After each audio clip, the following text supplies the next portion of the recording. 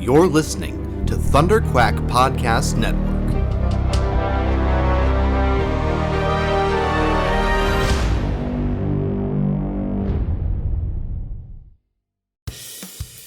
This is the Thunderquack Podcast, the official podcast of Thunderquack Podcast Network, where anything can happen. So strap yourselves in and hold on to your butts. It's Thunderquack time! Hello and welcome back to the Thunderquack Podcast, the official podcast of Thunderquack.com, which you can get early every Tuesday over at patreon.com/Thunderquack, just like our Patreon producers, Brian Murawski and JJ Samuel. Or you can wait and get it late every Friday on podcast services across the galaxy. I am one of your hosts, Michael Cohen. And I'm your other host, Amanda Conkin. And I look, no spoilers for WandaVision. Amanda just asked me a question about the most recent episode, and I just want to make a public service announcement because I think it's important that everybody knows what I just told Amanda. It's you shouldn't have known who that character was unless you were on Twitter listening to people who already knew who that character was. You should not feel bad about being confused right now, and also don't be angry at the show that you're like, I don't know who that is. They're gonna explain it in the next episode or two. Don't worry about it. We're just not used to this format yet, but we're not going to talk too much. We're not going to get into the WandaVision of it all because we're going to do that in a few weeks. We only got 2 more episodes left of WandaVision, and then so we actually better schedule that. We better figure out when that's going to happen.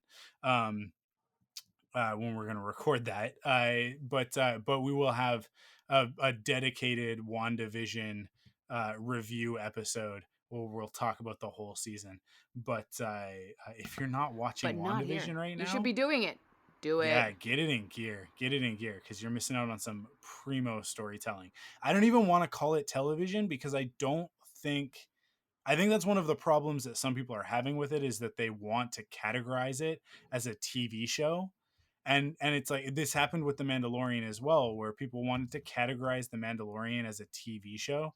But I think that things like Mando, WandaVision, Stranger Things, Queen's Gambit is a good example of this as well.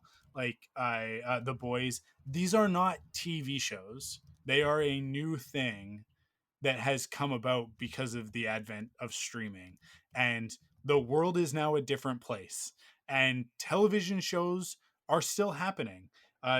Kenan Thompson has a new sitcom on NBC that I'll probably never get to see an episode of because I don't have cable anymore. And unless it is on Netflix, or I mean, it's probably on Hulu in the States, but we don't get that stuff up here. But those shows still exist that follow the television format, like format, I guess. And have those act breaks because of commercials and all of that stuff, and they're built as you can start this show from any point in the season. That stuff still exists, and that's TV, but that's not what WandaVision is, and it's not a movie either. Like it's the closest thing it is to existing media is like the TV miniseries from like the 70s and 80s, and that kind of died off in the early 90s. But it's like even then it's not that, because those were generally pretty awful. And they're using like movie level storytelling to tell like long form narrative, and it's a whole new thing. So being upset that a character was introduced, or I guess reintroduced to us at the end of the season, and not knowing who that character is, it's like if this were a Marvel movie, it like this would just be the third act reveal, right? Like in Black Panther, it's when we see Killmonger in the suit, in the Black Panther suit, right? Like Right. he's like, oh, so now we know they're gonna fight, right? That's basically where we're at right now in this. It's when Obadiah Stane is like looking at the Ironmonger suit for the first time, and we're like, oh, Iron Man's gonna have to fight that. Okay, cool. That's where we're at. Just Right. give it. We got like around 2 more hours, probably 40-minute episodes each. Um, Maybe the last episode's a little bit longer, but yeah, like don't worry. All your questions will be answered. All your answers will be questioned. It'll all be fine. It's the MCU. You can't get this far and then start doubting them. It's that people lose trust so fast. But yeah, don't feel bad if you don't know who that character is. Uh, you'd have to be a huge comic book nerd, and I don't mean that in a positive way. In order to pull that character out, or very specifically an X-Men / Scarlet Witch fan. I'm not even X-Men, but anyways, it's a whole thing. All will be revealed soon, but that's not what we're gonna talk about. We're gonna we're gonna we're gonna focus on the other side of the comic book entertainment universe in Well, this okay. episode. Yeah. Well, before we go there, I feel like we do have to hit the spectrum of things to talk about. And I do, whenever we come onto this, I don't have anything to actually talk about, but I do just want to like complain into the void about having found all of Once Upon a Time on Disney Plus last week and deciding Uh-huh. that I wanted to watch Once Upon a Time because I had started watching it when it was like originally airing and I had watched the Yeah. first season and then I had like sort of stopped watching it. And I sort of know a few things that had happened That was throughout the Once right Upon a Time. instinct, actually. But this is yeah, my problem is that I've now gotten through the first season of Once Upon a Time and yeah, I'm having a real hard time getting through the second season. And I was like, this is exactly what happened to me last time. And yeah. I just Walk away, it's Amanda. a real Walk away. bummer. Is that what I It's should an do? Because abusive relationship. Walk away oh from it. no. Walk Oh away from no. it. But like It's not gonna get better. It's not gonna get better. He's not really. gonna leave her. You know what I mean? Like to use the abusive relationship. Ah, Like this is a married man that keeps saying they're gonna leave their wife. He's not gonna leave her. That Once Upon a Time is constantly going to flirt with the idea of being a good story, and it's never gonna deliver on it. it doesn't And every quite once in a while, you're gonna get like these little glimmers of hope. And you're gonna be yeah. like, oh my god, Captain Hook is such a cool character. I love this show again. And then very quickly you're gonna be like, he's not enough to make up for the rest of this nonsense. But okay, here's the Why is thing. this happening? Robert Carlyle is great. He's And fantastic. and So and watch he's Stargate Universe again. and he's through the, you know what? Maybe that's the solution to all Yeah, my problems. that is That's the solution. Look, Oscar Isaac is one of my favorite actors on the planet. That doesn't mean I'm gonna make myself watch X-Men Apocalypse ever again. Ever again. Because I did it once and it hurt. It hurt. It hurt both as an X-Men fan, but even more so as an Oscar Isaac fan, because it is the one movie that I can point to. It is the exception that proves the rule that he can't Fair. make a bad movie, right? That I love him in everything that he's in. That's fair. And when they put him in that purple Ivan Ooze outfit, it breaks my heart and I can't stand it. But like, hey, he's not the only one that got done dirty in that movie, because they also put Olivia Munn in the perfect Psylocke costume. Yeah, she's great And in that movie. she Yeah. trained her ass off and learned to use that katana. And she's in like a grand total of 3 minutes of the movie. And she does one thing that's mostly a CG shot anyways. like Yeah. Bryan Singer is a criminal and should be locked up for legitimate reasons. But in the course of that there's the Clerks animated episode where they're in court or whatever, and I can't remember the context of why they're in court, but at one point they're making their arguments or whatever, and somebody says something about the Padre, about episode 1, about Phantom Menace, and they're like, Phantom Menace is awful, and then somebody objects, and maybe it's the judge or whatever that goes like sustained or whatever. The pod race was pretty cool. But I don't know why that immediately came to mind. But because if Bryan Singer were to actually stand in front of a judge for the literal criminal acts that he has committed over the years, I wouldn't put it past a lawyer to just bring up what he did to the X-Men franchise and just be like, look, I know that this has no bearing on the case as it stands because he's just a horrible person that should be locked up.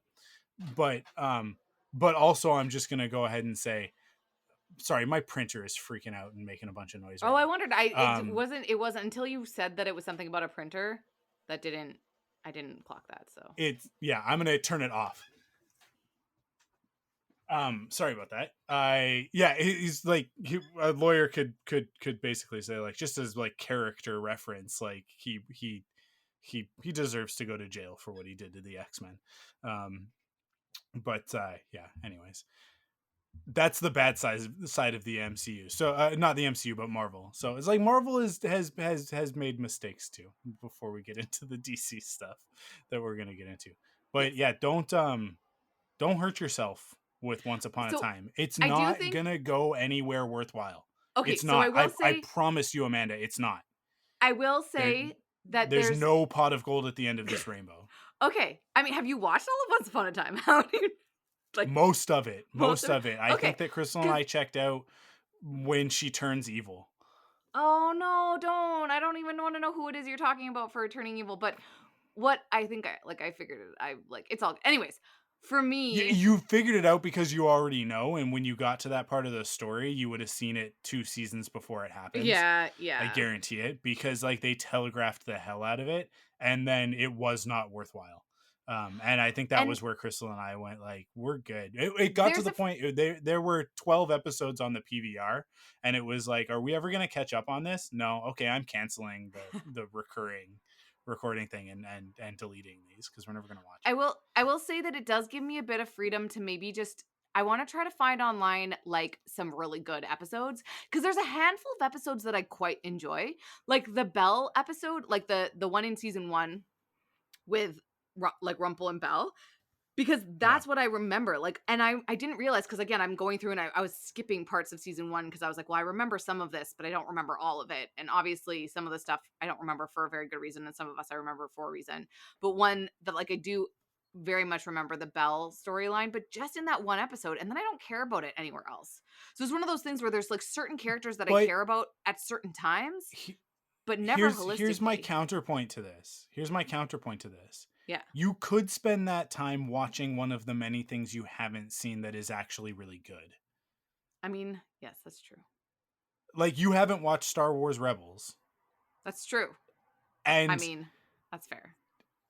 It's Star Wars Rebels is fantastic. It's got a couple of rough episodes in it, and you don't have to get through the first season, but you just have to watch the first season knowing that it's going to evolve into something more in the second season.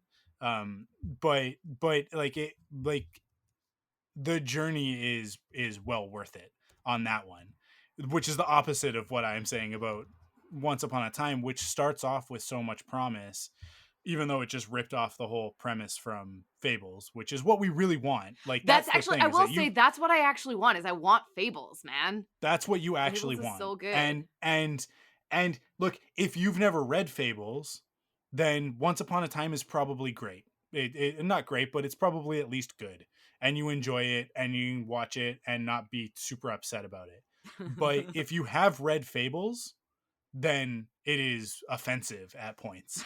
Because they are just like, we're gonna steal this from Fables because Disney owns the rights to it, to make a show about Fables, but we refuse to actually make Fables. Like, Once Upon a Time is it is an abusive relationship to engage in that feel, show. Look, Because I get what you mean, because I was feeling that today where I was like, I had Yeah. gone into it being like, okay, Amanda, you're gonna give it another try. Like, why did you not finish the show? You liked it. And then I watched it and the exact same thing has happened that happened the first time I watched it. Going to continuously put actors you like and characters you love into scenarios that make you want to rip your hair out. And then they will do things in those scenarios that make no sense. Yeah, that's fair. All the while, the special effects are horrendous, just awful. Even at the They time, are they were actually. bad. I am sort of And like by watching today's that being like, standard, they are unacceptable. why Yeah. would you CGI entire sets? Entire sets. Yeah. Like have them Yeah. build some of the walls. Come on, guys. Like it's a TV series. You can't, no matter how I know that you're Disney, you still don't have the timeline to CG this appropriately. Like it's a TV series. Once Upon a Time is a stepping stone to other stuff. And I think in the history of media, it's got its place, because it definitely showed Disney that there is an adult audience for this content. Yeah.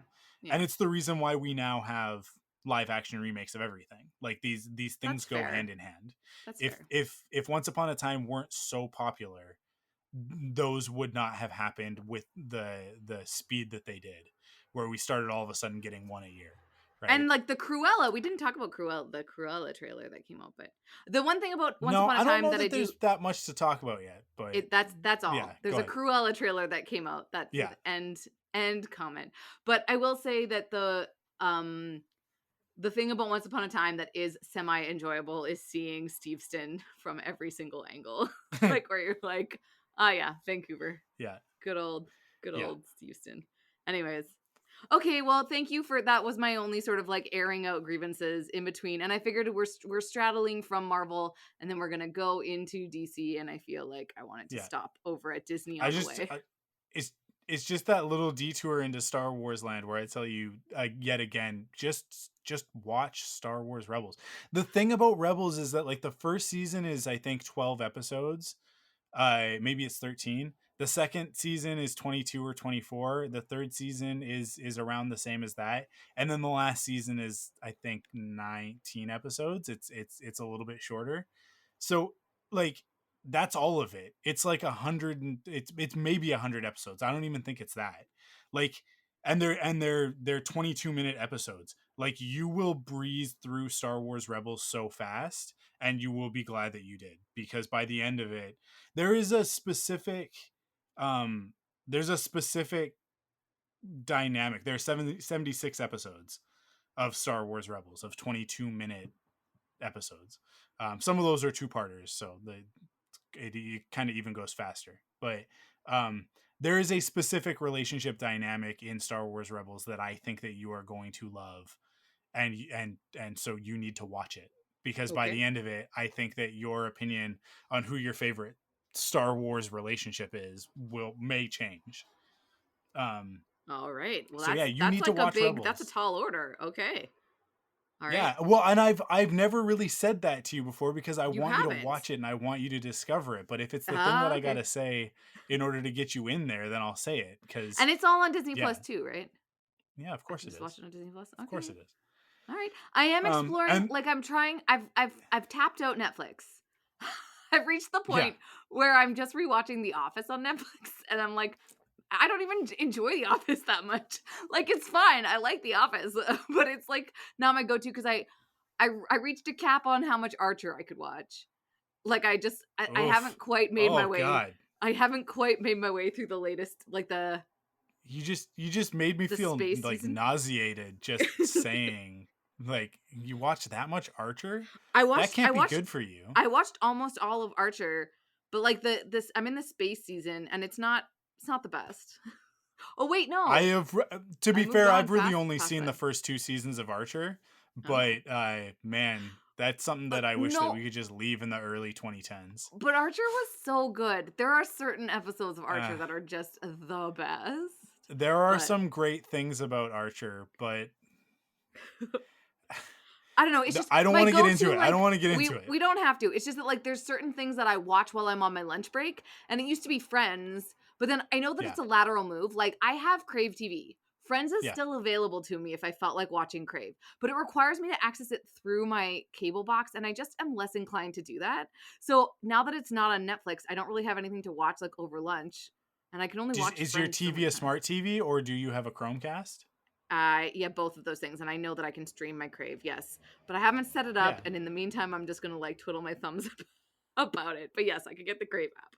I realize that that's an option as well, but anyways, the purpose is that I don't want to watch anything else on Netflix right now. I feel like I've tapped out Netflix, so now I'm going over to Disney Plus, and that's how I fell into the Once Upon a Time hole because I was like, Yeah. what series are on here? Because I've seen of all the things too. I'm kind of like, I don't think that this is normal, but maybe it's very normal for me that like I've seen like everything on Disney Plus, like except for the No, you series, haven't. like all of the. No, I know I haven't actually. I'm being hyperbolic, Yeah. obviously, but like for normal people, like people who are not uber nerds, you go onto Disney and you're like, oh, there's all these movies that I'd been meaning to watch or that I've heard of. But for me, I'm like, I've seen all of these movies. Like, I think I haven't seen the original Fantasia, but I don't know. Anyways, I digress. I feel like I really took us on a long little journey into Disneyland. No, But it's fine because if you're looking for things to watch on Disney Plus that you haven't watched yet, I have a list for you, I and know not all of it DuckTales is is on Star there. Wars. I know. Yeah, There's I because you have you ever watched Gargoyles I did as a child. I don't remember as a it. kid? Yeah. Yeah. So I Um, mean I could rewatch it, but I like again I like I did at some point in time watch it. I don't like really remember it obviously. I And also if I you saw that the started X-Men is on Yeah, the like X-Men's on animated. I there did as well. remember So the is the old animated series, 90s yeah. Spider-Man. Actually, almost all of the animated Spider-Man stuff is on Disney Spider-Man Plus. is the last thing that I'm going to watch. I just No, I'm just not saying my like it's favorite. all there. Yeah. I think the only one that's not there is the MTV, the CG one, and then Spectacular Spider-Man is on Netflix. But or So at least it is in Canada. you know what Um, the ill-advised decision I almost made this weekend, but I didn't follow through on it was to rewatch the Fantastic Four with Jessica Alba. I was very tempted because they had all the X-Men movies together and I was like, "Oh, Fantastic Four." I do not remember for the life of me the reboot. I remember watching it, like the one with Jordan Michael B. Jordan, yeah. Michael B. Jordan, yeah. Um I was going to say Jordan B. Johnson. Is that a president? Nope. I don't know. Lyndon B. Johnson, I think, is Lyndon, a maybe that's president. anyways. Because I was like, Michael B. Jordan. That sounds like I'm just confusing Michael Jordan with somebody else. Surely it's Jordan B. Johnson. Anyways, so I don't know why I had to explain. Like it was fine. You fixed it for me, but yet I Yeah. still went through. Anyways, and then I also just super random, but again, like in animated realm, one of the things I'm trying to do is figure out like more animated television because I'm trying to just like see the scope of stuff. And I'd been wanting for a long time. Weirdly, Miraculous Tales of Ladybug and Cat Noir show up on my Yeah. Pinterest a lot. And I was like, what is this show? And so I watched the first episode and it's super cute, but it's a kid show, but I did like it. It's Yeah. super weird to watch cartoons not in the original language because they're animated so like it's French. So it's like animated to French. You need to watch it in French or else it's weird. Yeah. I don't know, but that's just my own personal opinion about cartoons. So, but it was cute. It was like I can imagine it being an enjoyable thing. I don't know if your girls Yeah, watch it. Miraculous is it has its charm. And I understand why some people are really into it, but Mostly because I um like the conceit of girl likes boy, but boy doesn't like girl until they've switched places and their secret identities, and then boy likes girl and girl yeah. doesn't like boy. I just love that. I feel like was that there was something else I feel like when I was a child where there was like a similar. Is that Sailor Moon? Is that the trope for Sailor Moon? Where it's like she liked or Tuxedo Mask loves her as Sailor Moon, and then in real life she really likes the guy, but he doesn't really pay attention to her. Or am I Yeah, misremembering that? yes, Serena is in love with Tuxedo Mask, Yeah. as is Ray. In the first season, they both love Tuxedo Mask, and they both want to date him. But in the American dub, Darien, who in Hmm. the original Japanese, his name is Mamoru. Um, he's a jerk. There's no other way to Yeah. say it. He Yeah. is a jerk, and he is specifically very mean to Serena, Yeah. um, Usagi. Uh, but yeah, at a certain point, at a certain point they realize who they actually are, and then she is in love with Mamoru. But there's a brief moment there where like he remembers who he is because he's actually Prince Endymion, who's the Prince of Earth, and she's the Princess of the Moon, right? Princess Serenity. And briefly remember, he briefly remembers who he is, but then Queen Beryl, the bad guy from season 1, brainwashes him to be a bad guy. So he goes Oh. from being like, oh my god, I know I don't remember, I don't think he quite remembers like all of it, but he starts to remember part of it, and then that's when he's taken away from Serena. And then she that's it, ultimately how she gets him back, like how he breaks through that spell is her love for him, right? Right. um Because that's and love then they conquers defeat all. Queen Beryl, and when they defeat Queen Beryl, Endymion and Mamoru are split. And so Mamoru doesn't remember anything, really, and and Endymion, it becomes this other character called the Moonlight Knight. But this is only in the anime; it never happened in the comic. It's technically a filler arc.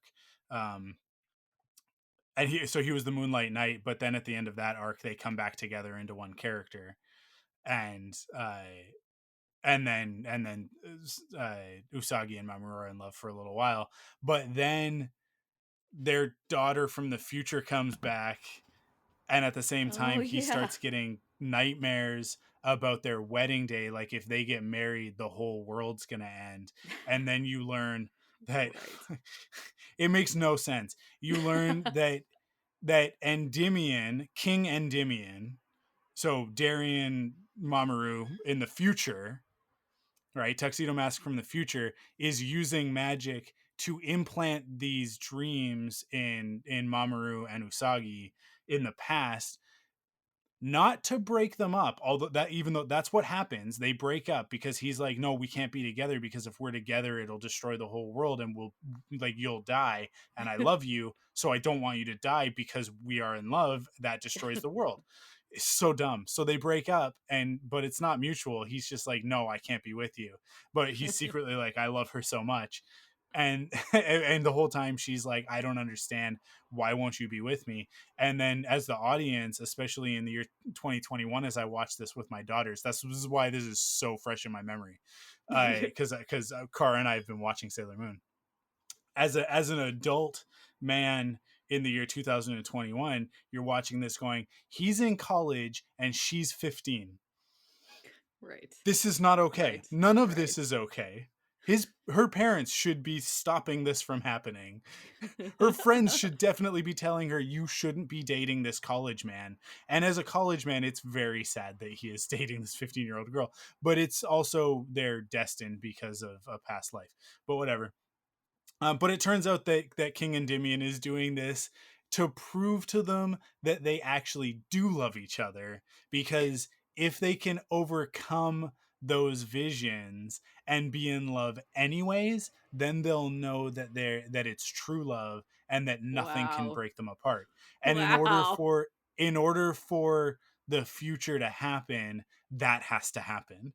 It makes Oh. no Okay. sense. It's Okay. totally obnoxious. But anyways, All right. those are the relationship dynamics of Tuxedo Mask and Sailor Moon. And I love it, but I also, it just makes me want to pull my hair out. That's 2 weeks in a row that I've explained the plot of anime on the show. I've been watching a lot of anime lately. That's fair. Anyways, yeah, yeah. Do you, are you ready to talk about the DCEU now? I now I'm ready. Okay, That was like the one thing that I cool. was like, let me rant about Once Yeah, Upon a Time for a real quick sec, and then we please can watch circle Star back Wars around. Rebels. Gotcha. And Gargoyles. Actually, coincidentally, season 1 of Star Wars Rebels is written. I mean, it's also Dave Filoni who does Mandalorian with Jon Favreau, um, Greg Weisman was one of the lead writers, head writers on the first season of Star Wars Rebels, and he created Gargoyles. So there's a thread there that connects them. Um, the DCEU. Let's get into this.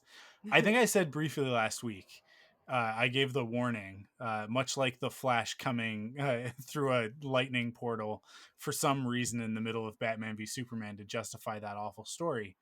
To warn you guys from the future, uh, it's not going to be good. And I just want to reiterate that that's my stance on this. It's not going to be good.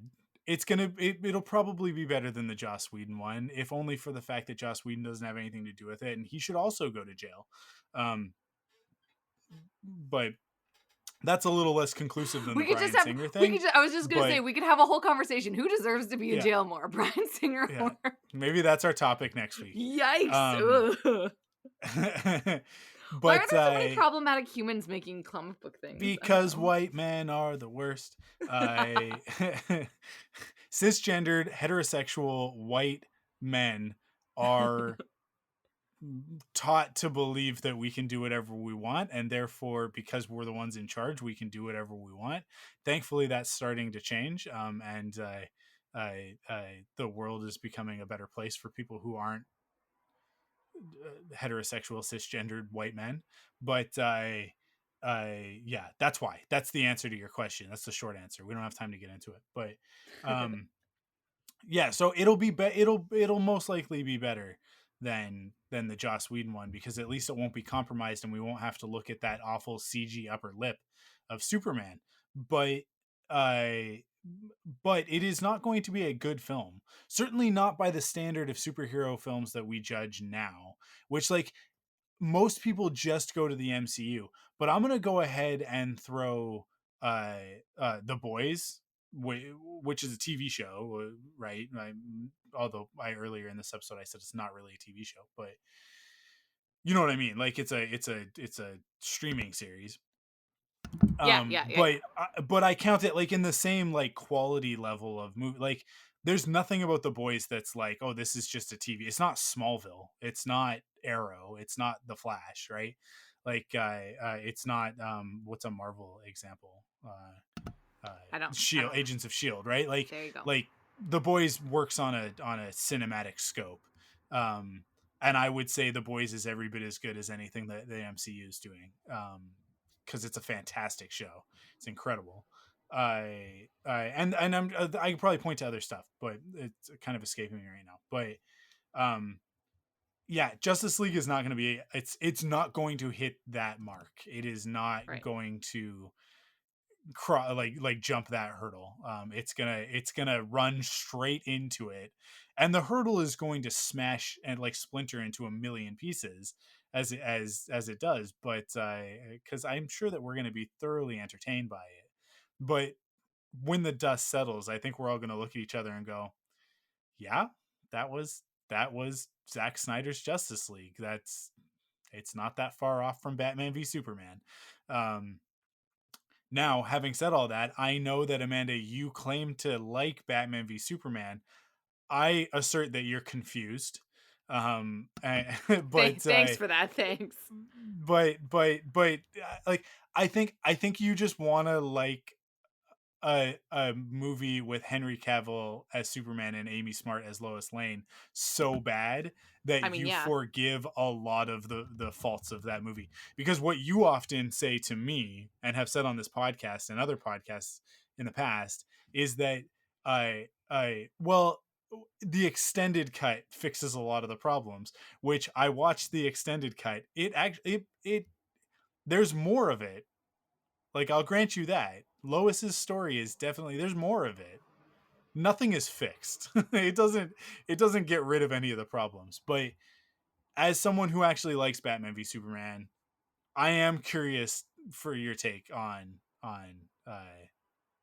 Justice League as we know it so far. Well, I mean, because for me, they get to play with doing the Dark Superman. And I think that that's what was missing, or what I sort of like had wanted, is that like I think that there's this really cool option to explore, that if you killed off Superman, you got to deal with the consequences for that, and I don't think it necessarily dealt with that, and I like the prospect of seeing what it was intended to be.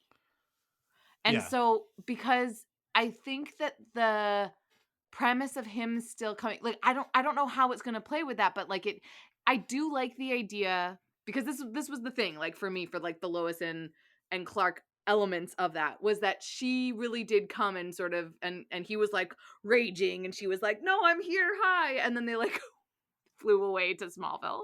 And I'm kind of like, is that how it's going to be solved in this, like, in this other No, version of and so I'm like, no, I feel like it won't maybe be. they can explore the nuance of that a little bit more, and like Yeah. who he is. So like just I sure hope the so. For it clocking in at 4 hours, they sure as hell better be exploring some nuance. It well better and not be 4 hours it of balls to the wall action but like what we because expect from yeah, a Zack Snyder movie. but that was like at its core, I felt like there was something that they tried to shoehorn that didn't work. Because Yeah. the scenes at the beginning of the movie with Superman being interviewed, right? Like those were clearly added way late in the game, because that's the mustache gate, right? For the Yeah. and they had a framing mechanism that was failed from the start because it was shoehorned in. Like when your whole premise of the movie, where you're like, oh, we need to make it important that like Superman was a beacon and then he died, and that's like the purpose. And it just like, it sort of seemed like they didn't follow through on that important part of the storyline in the way that it was like intended. So I want to see what Yeah. was actually intended.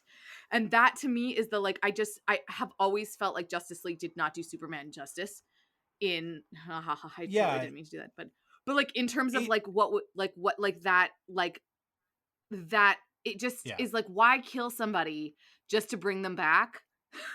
Like for no, like the stakes are not there. So what is the nuance to that story, and what is the shift in how Superman fits in with the Justice League, right? Mhm. I don't know. So I'm excited to see that play out in the way that it was supposed to, because I felt like it was the most sort of underwhelming part about Justice League. I have somebody on my Facebook who is one of the from the DC TV podcast network, right? Rebecca Yeah. Johnson, I want to say her last name is, who does all the I think so. Yeah. Supergirl podcasts. And Yeah. but she is like a diehard like Superman and Supergirl fan, and I just love, like, she just makes me so excited and enthusiastic for all sorts of things. And one of the things that she posted recently was, I will always appreciate the introduction of Lois Lane in Man of Steel. Like the shot that Snyder chose to use to introduce Lois Lane, the first ever sort of shot we see of her, is that sort of upshot of her coming um out of the helicopter. And that you Mhm. really like, it's this shift in perspective where that whole sort of scene in the like north, where like Superman is going and he's finally found the ice, like it shifts. That movie narrative is like, you were with Superman for so long, and then you have this like woman, that the perspective, like, you, that story is told through both of their lenses. And so Yeah. there was something fundamental in how Snyder understood that dynamic that I really appreciate, and I feel is missing from the Justice League. Like Yeah. like I don't know, they just like, they didn't utilize like how, like, the scene between Martha and Lois is like, why is that even there? Like, is it because you just felt like people needed to be talking about Superman? Like, it just, again, there was just like so many different things that I'm like, I really want to see how they honor that relationship, because that is at its core why I love Superman, is like, what is it about the Lois and Clark relationship, or the Lois and Superman relationship, that that um creates both of those characters.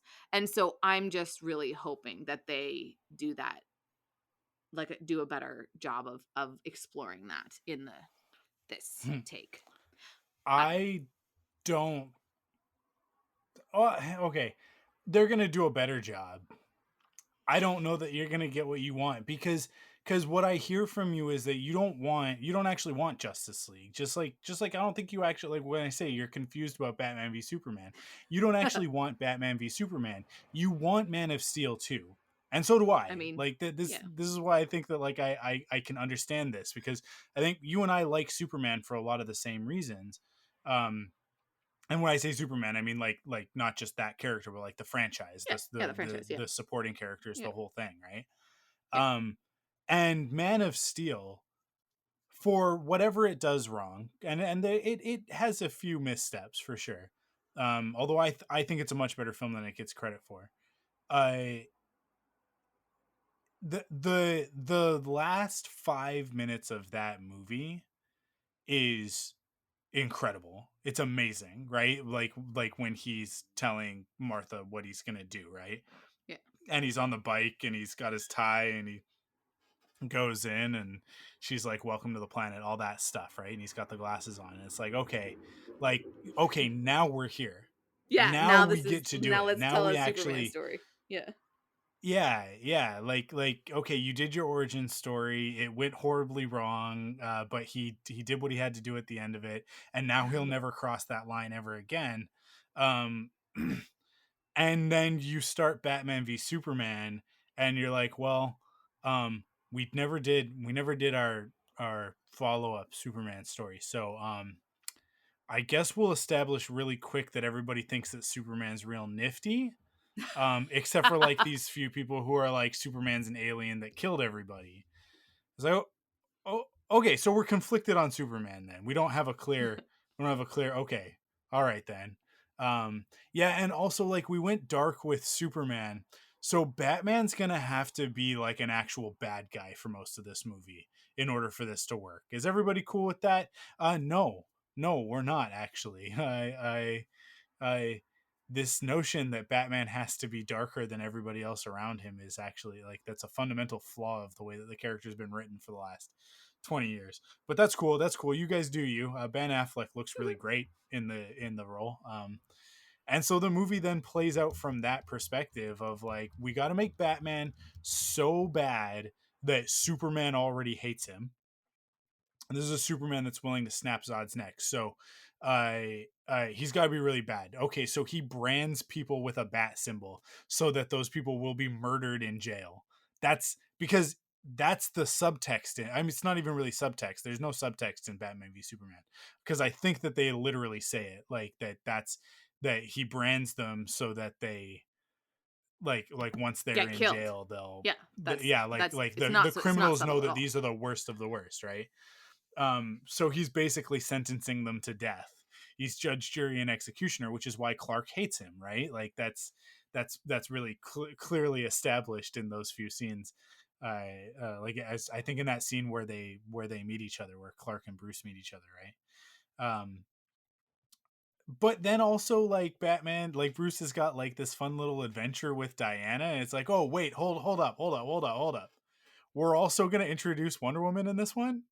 We're also going to introduce Wonder Woman. So it's not really Batman v Superman. It's Batman v Superman as Diana watches them be stupid boys. Okay, that's the full title. I love it. That's what Dawn of Justice actually means. Cuz she's just kind of standing there the whole time going like, "Are you guys done? Like, can you stop fighting each other? There's a big monster." Um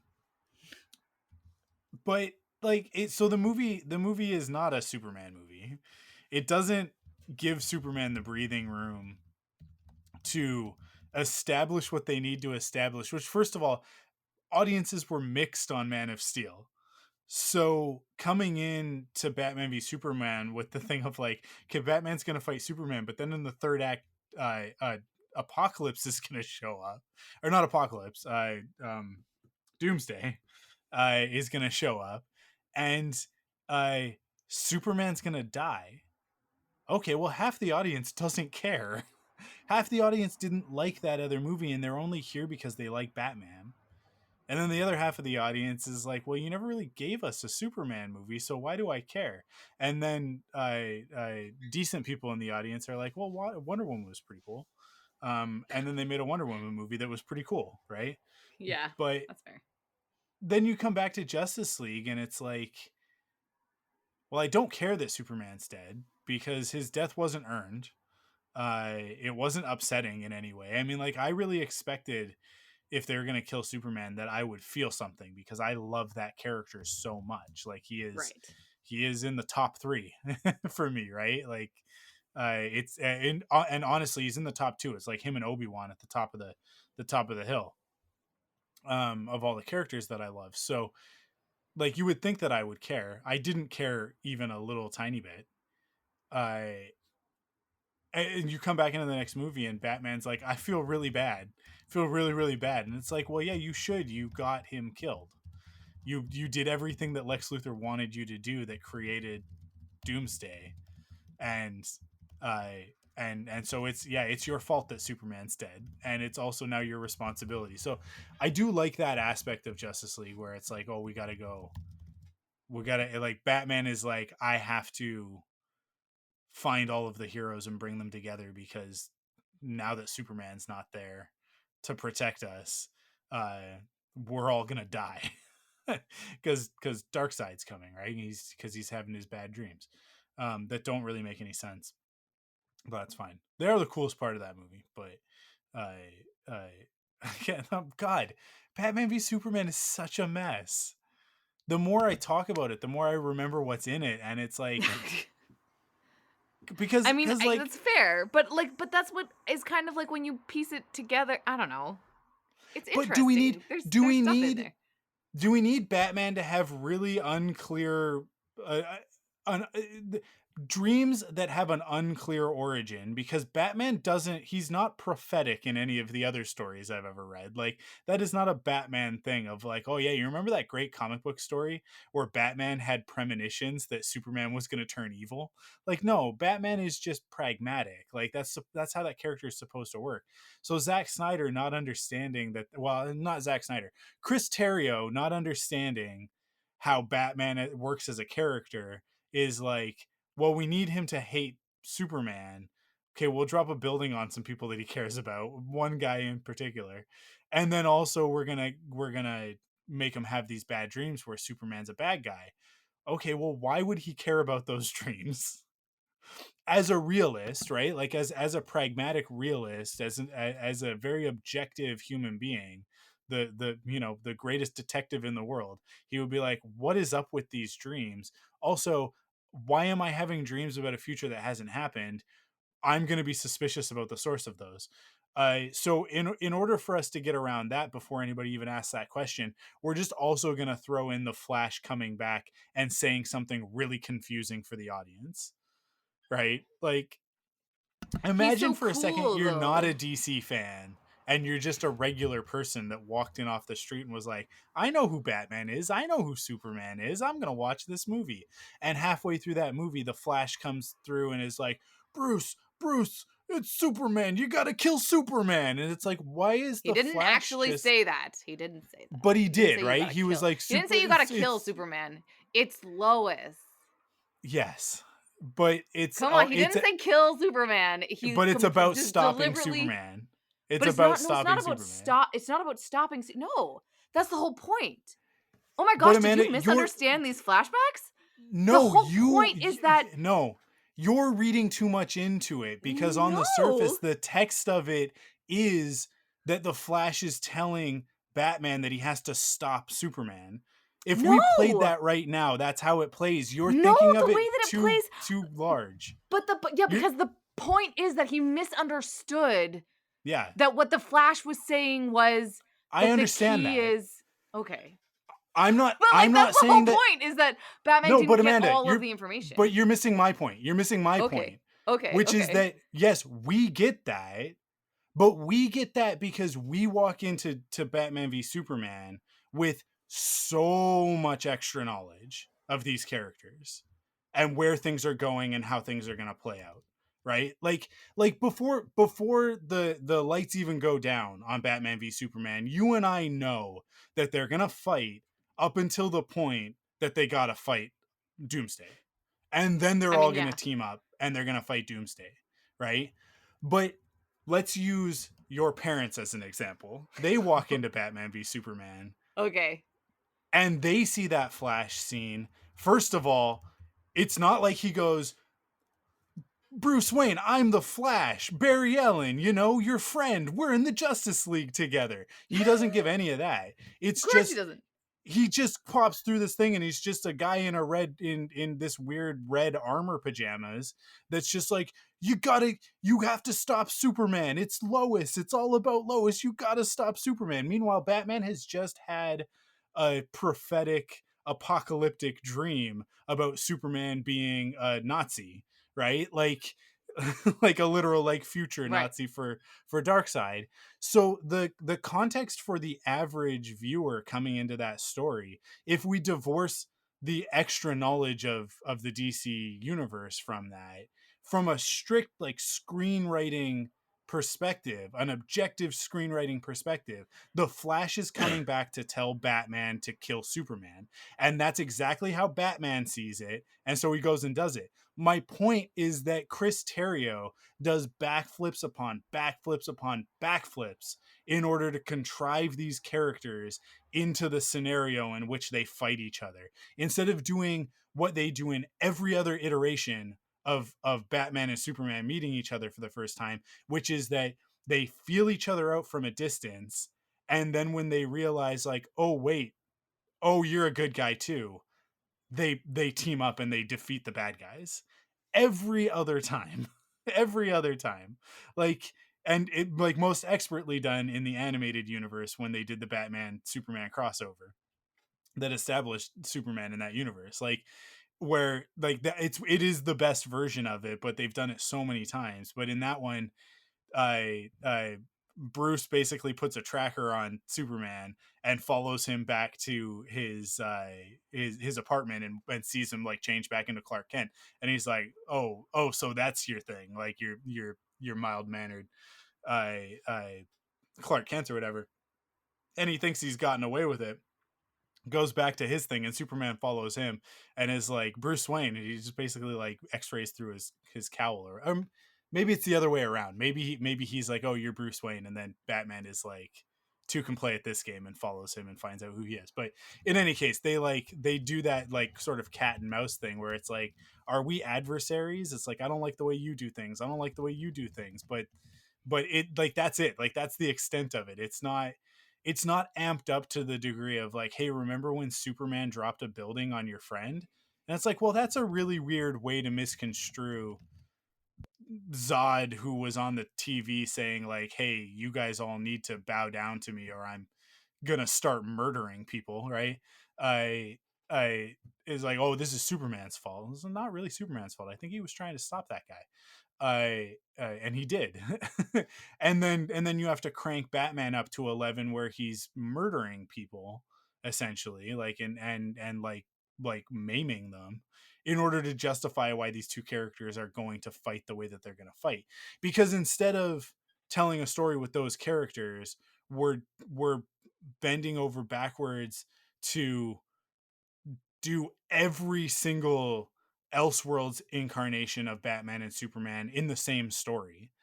Like, we're trying to fit Red Sun Superman into this movie in those flash, but like in the dream sequences. We're trying to do Dark Knight Returns with the armored suit at the end, like, and it's no different. And Chris Terrio also wrote the majority of Justice League. Yeah, I'm So gonna say this is one of the he's the reasons why I screen. say You it's, keep using his name, right? He's the screenwriter yeah, for it. Yeah. he's the Okay, cool. screenwriter. He wrote Batman v Superman. He wrote the majority of Justice League, although the version that we've seen so far is the one that was rewritten by Joss Whedon, Right. right? But he set the scenario essentially. Uh, and he wrote The Rise of Skywalker. And the thing that Batman v Superman and Rise of Skywalker have in common, that I guarantee you Justice League is also going to have in common, and that you can kind of tell even just through Joss Whedon's version, is that Chris Terrio, along with whatever director he's working with, I don't think that he's alone on this. It's not like he's like this rogue element that just writes bad movies. Like, the directors are also responsible for it, as ultimately the directors are responsible for a bad movie. Like, that's who's responsible. It's literally their job to make sure that all of these elements work together. um but the thing that Chris Terrio does is that he pulls out these what he thinks are going to be iconic moments, right? Like these things that are going to look really good on screen, or these moments that are going to call back to something else, or this reference to a thing, right? Right.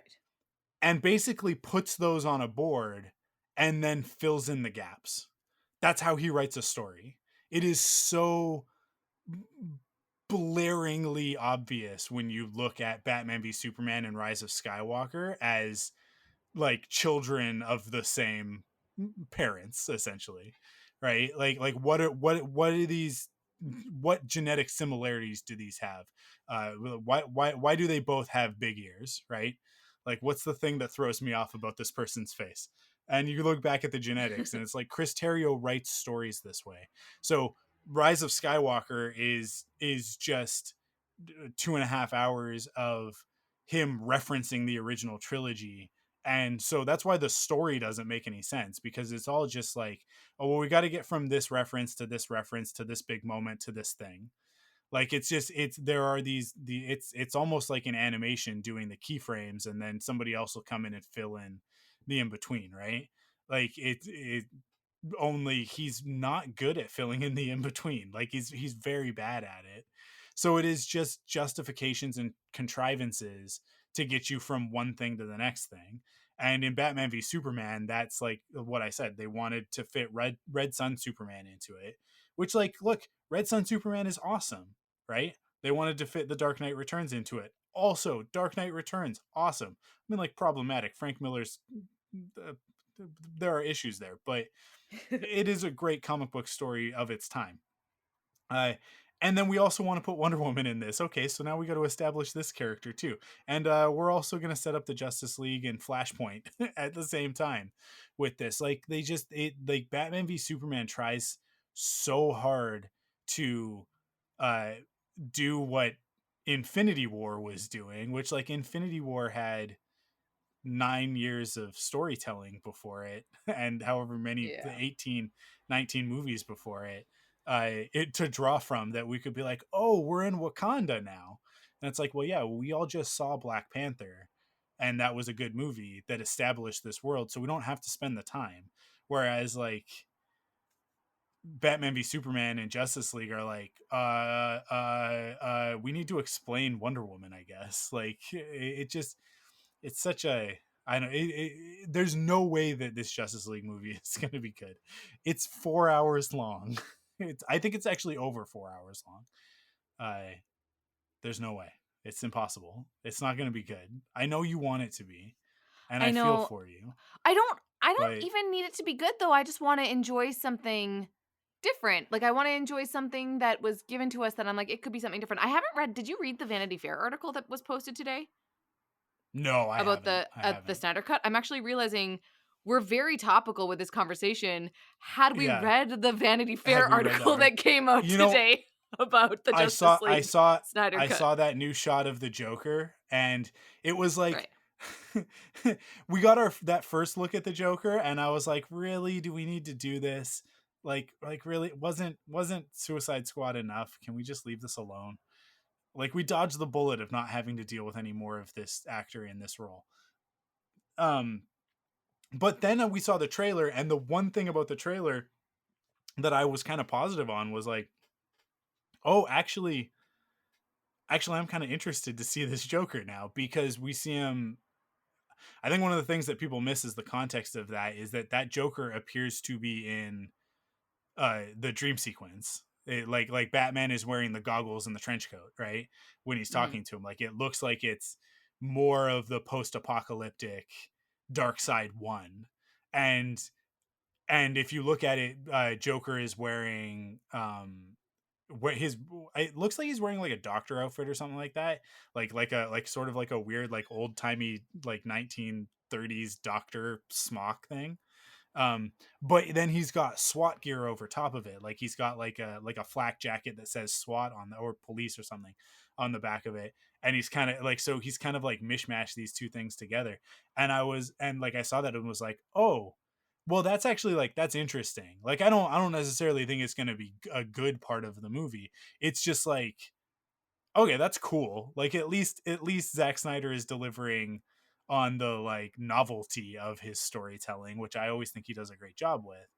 Um, but like, is the only redeeming quality of Justice League is like, well, the I mean, like, the armored Batman looks cool. Like, that's awesome. That fight is really fun to watch. It's frustrating to watch, but it's also like the choreography of it's really cool.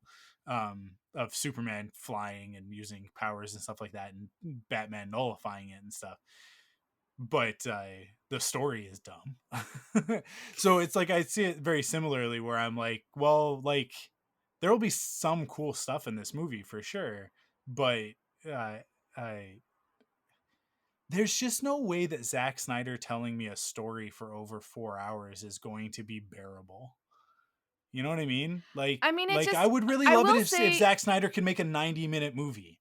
If he could tell me a 90-minute Superman, Batman, Flash, Wonder Woman, I'm saying those as individual things.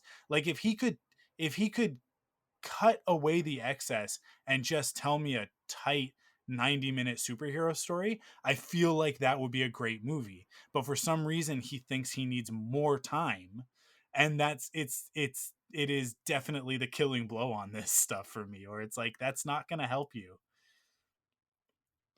so I will say I think that the thing that is interesting to me, and again, this Vanity Fair article about the like the Snyder cut, is that like there really was and I didn't realize this, like just how little the movie reflected what it was supposed to actually be. Yeah, for sure. Like, I don't know, I just think again, and I haven't, like, I've literally just sort of, like, scanned this article a little bit, but, like, it just I don't know, like, they're like, everybody's leaning into this sort of, like, Snyder cut being, like, a completely different thing. And I know that you're like, it sounds like you're not feeling that. I no Amanda, don't misunderstand me. I don't think that this movie is going to resemble Joss Whedon's. Like Joss Right. Whedon's movie is a compromised hot piece of garbage, divorced from Chris Terrio's bad writing, Right, right? okay. Like that aside, Joss Whedon, who did Avengers and Avengers Age of Ultron, which I think are both great movies, and that I'm removing from the problematic issues of Joss Whedon as a human being. Yeah. So we have to compartmentalize a lot of things in this conversation. And Joss Whedon's Justice League has really no bearing on my opinion of what Zack Snyder's Justice League is going to be, because I don't think like they're comparing them. I don't think is fair, Right. because like I said, Zack Snyder's will be a better version, but that doesn't change the fact that I do not think that Zack Snyder making a 4.5 hour movie is going to benefit anybody other than Zack Snyder and HBO Max. Right? Like Right.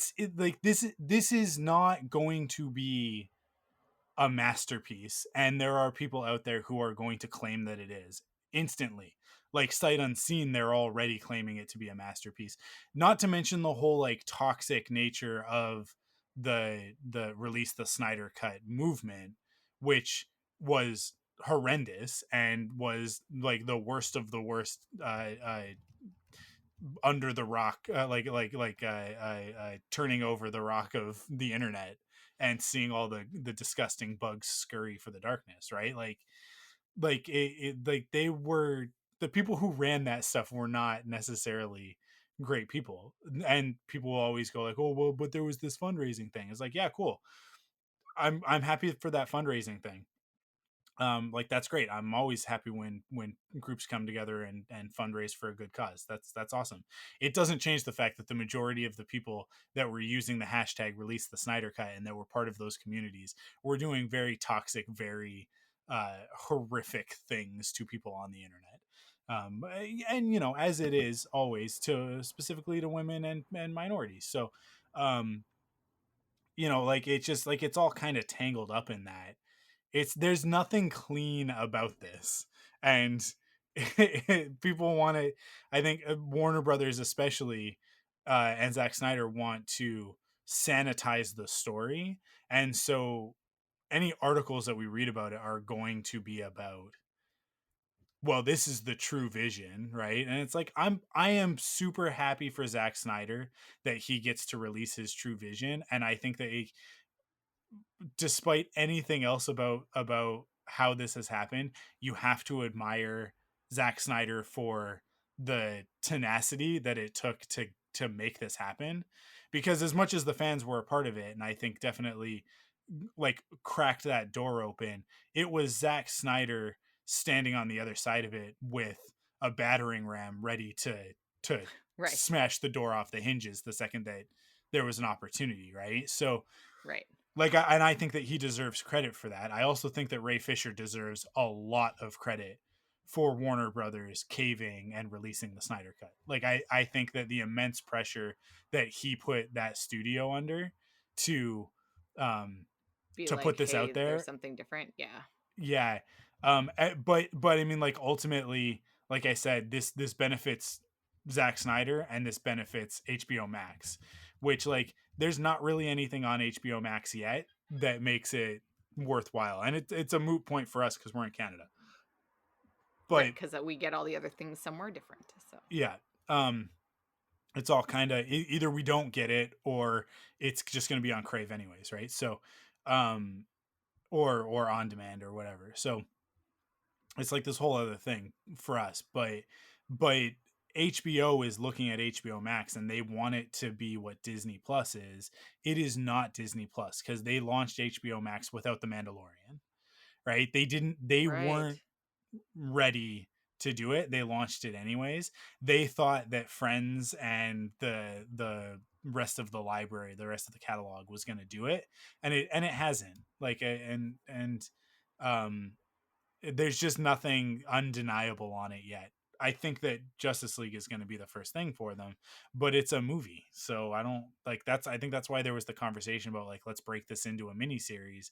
Cause at least then we'll have people for, if we release it right at the end of one month, then they'll have to pay for the second month. Right. Like, cause these are the kind of Right. conversations that executives have. Um, and like, and they've got stuff, they have stuff in the hopper. I mean, like there's a Green Lantern series that's in, I think it's either in pre-production or it's in production now, but that's may or may not be part of the DCEU. I mean, like that article today said, I think one of the big takeaways was that there's a there's a reveal or like a character that shows up at the end of this movie, like a an introduction to a superhero that's going to blow people's minds. And I think that that's a lot of hyperbole. I think that's a lot of studio speak for we're going to introduce you guys to our Green Lantern, Oh, which we okay. already Well, knew. fair. We Yeah, already yeah. knew from the time that Joss Whedon took over that one of the things that got cut was the Green Lantern. That like they one of the first things I Right. think that Zack Snyder may have said, or I don't know how it got out there, but it got out there very early on of like, this movie is totally compromised because in Zack Snyder's version the Green Lantern shows up and ain't no Green Lantern in Joss Whedon's Justice League, not even a hint of it.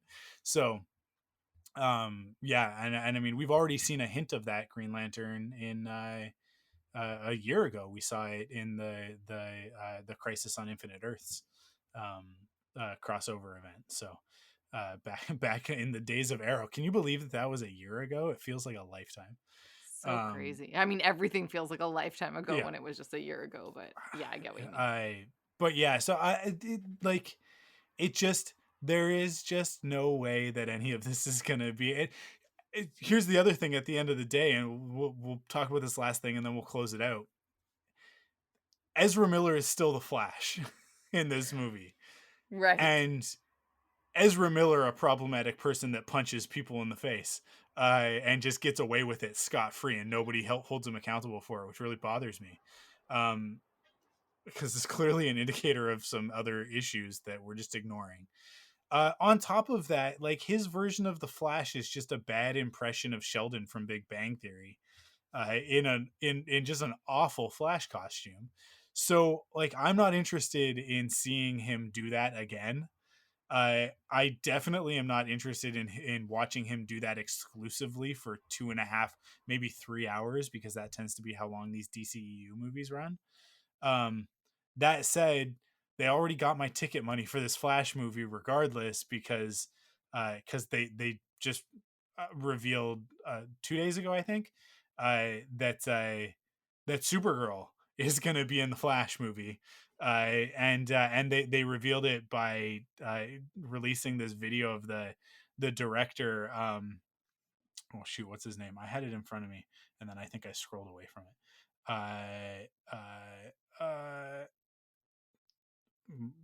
Muschietti is his last name. I can see that. Yeah, sorry, I don't know his And I can't. yeah, Andy Muschietti Muschietti. I don't know. But they released this awesome video of him talking to Sasha Kaye, who is the actress that's going to be playing Supergirl in the DCEU. Now, there's a reason why this is awesome. Supergirl is a great character, and I'm just excited about Supergirl being included in a story, and I'll support that. But B, and maybe more importantly, this is not the kind of casting that I think anybody was expecting. Supergirl is traditionally in the comics a blonde hair, blue eyes, like as white as they come. White as the driven snow sort of thing. Um, and this is a Latina actress, so that's a new take on Supergirl, and one that I am very interested to see happen, and a direction that I think is really cool and really interesting. So, yeah, I mean, like, I just think that that's awesome, and I want to support that. um, I don't know anything about her as an actress. I don't know if she's any good. She's been on The Young and the Restless for 3 years. I, but Interesting. I don't know. I think that's kind of cool. yeah, I don't know. I mean, obviously, she's beautiful. Like, there's that component of it. I think she's gonna look great in the role. Just from a purely visual standpoint, just like the aesthetic part of it. But yeah, I don't know. Like, I just love that they're being bold with this, and I think there's almost an element of like this movie has been written off already by Warner Brothers because it is part of the DCEU. So it might be a component of like of Muschietti. He's just like, well, then I'm just gonna cast who I want. Like, that's what I'm gonna do. I'm not gonna pay attention to like what the fanboys are gonna care or whatever. I'm just gonna cast an actor that I like, who's got good chemistry, that whatever. And I think that's super cool. So I'm down for it.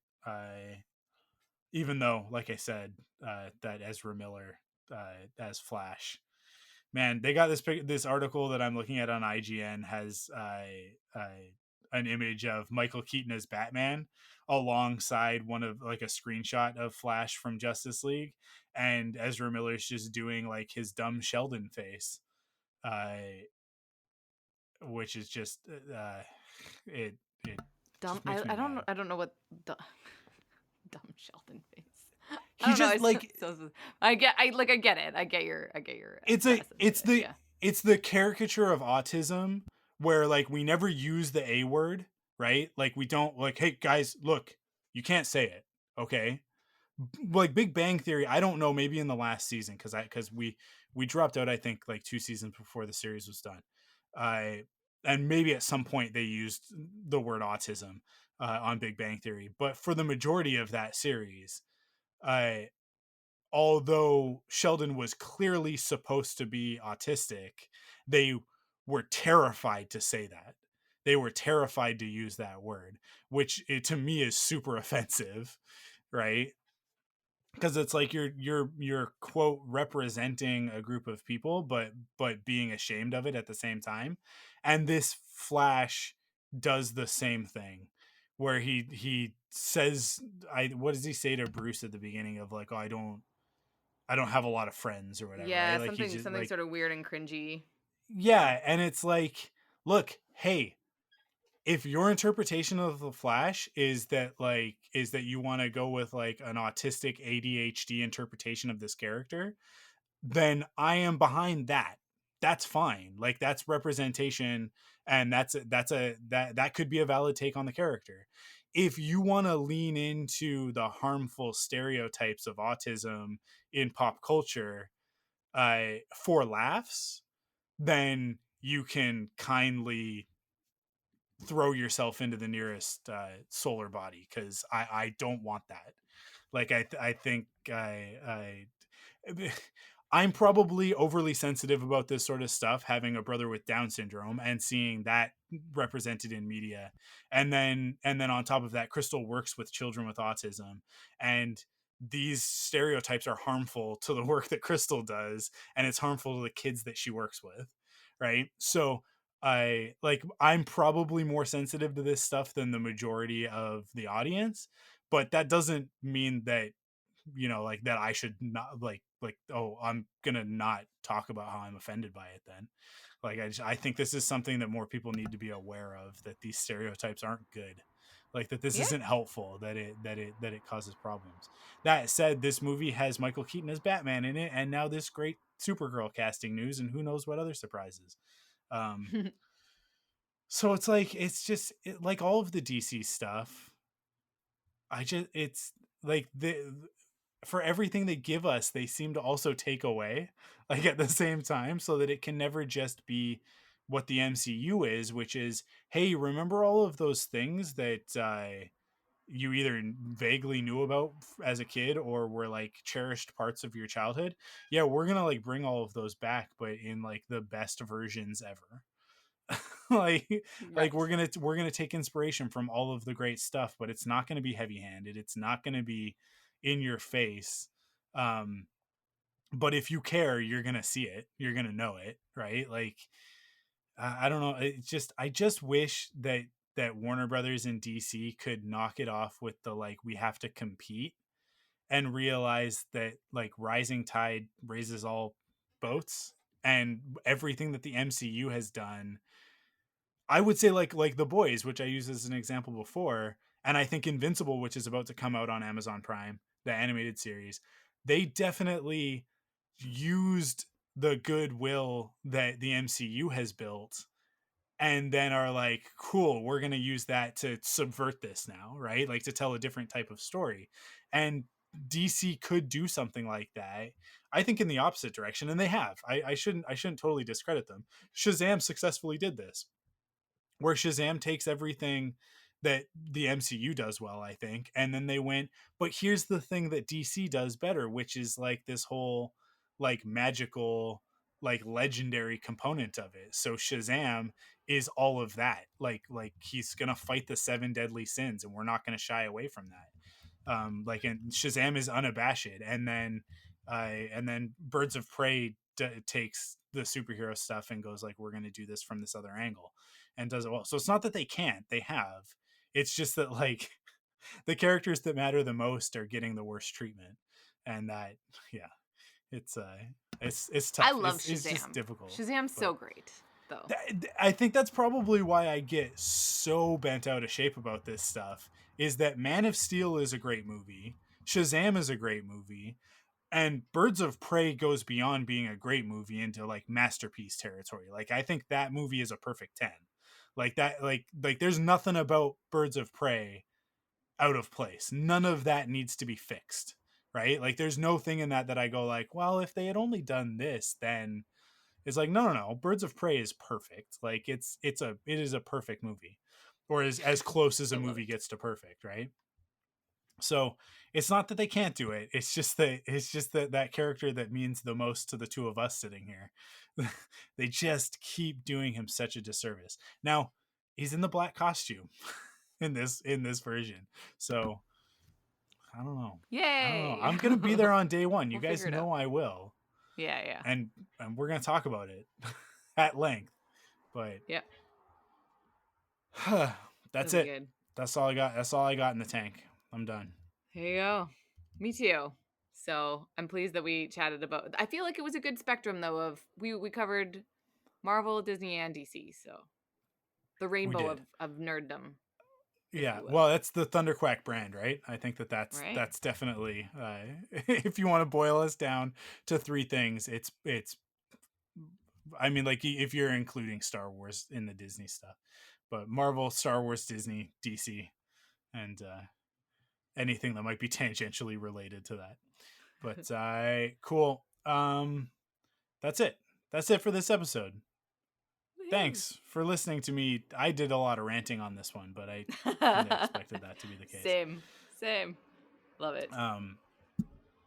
You guys can feel free to tell me that I'm wrong and dumb, and I'll tell you that I disagree vehemently with that. And that's But, always. That's like always. Just feel free to email us.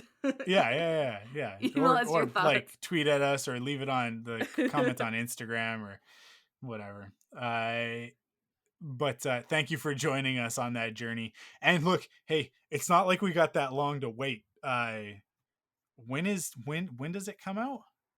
We're like 2 or 3 weeks away from Justice League. Wow, right? that's crazy. Yeah, I guess so. Justice know. League release date. No, not that It- one. Sorry. It Give me keeps Zack being Snyder tempted, Justice League.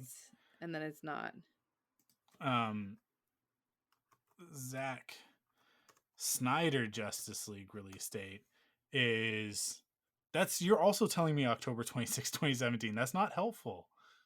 March 18th.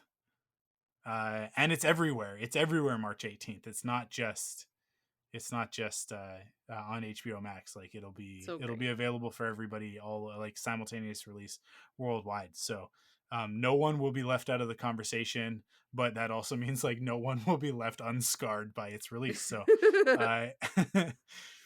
awesome. Thank you guys for listening. We'll be back next week.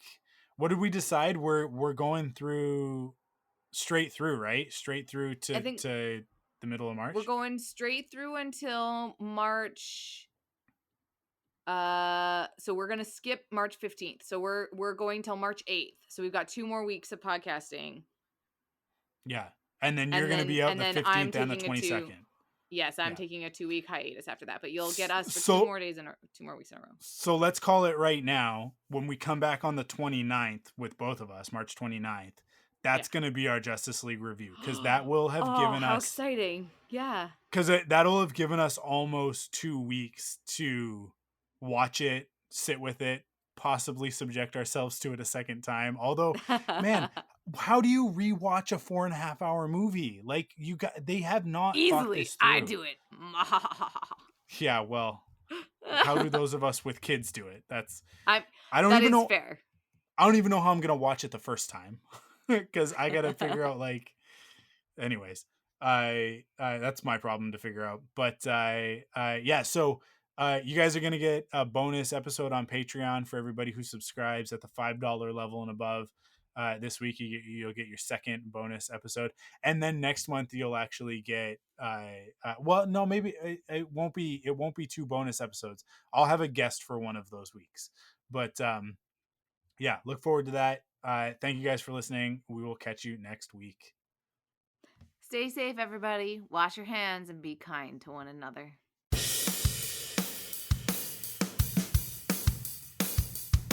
Follow the Thunderquack Podcast on Twitter, Instagram, and Facebook by searching the Thunderquack Podcast.